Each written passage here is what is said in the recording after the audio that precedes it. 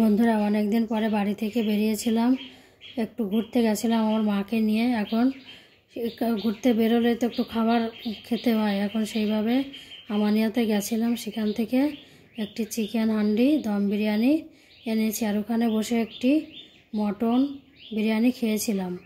এটা বাড়িতে এনেছিলাম যে বাড়িতে বসে ভালো করে আরও বেশি খাওয়া যায়, এই কারণে এটা বাড়িতে এনেছিলাম।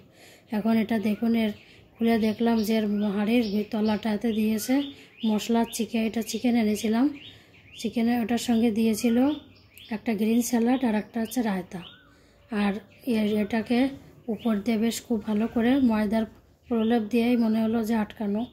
আর এটার হাঁড়িটার তলাটায় ছিল মশলা আর চিকেনটা, উপরের ভাতগুলো একদম পুরো সিম্পল। ওই ভিতর থেকে মশলাটাকে আর চিকেনটাকে বের করে ওর সঙ্গে মাখিয়ে নিলেই একদম পুরো তৈরি। আপনারা যদি যান ওদিকটায় এইভাবে একটু ট্রাই করতে পারেন। আর আমার এরকম এই ভালো লাগার মুহূর্তটা তাই আপনাদের সঙ্গে আমি শেয়ার করে নিলাম।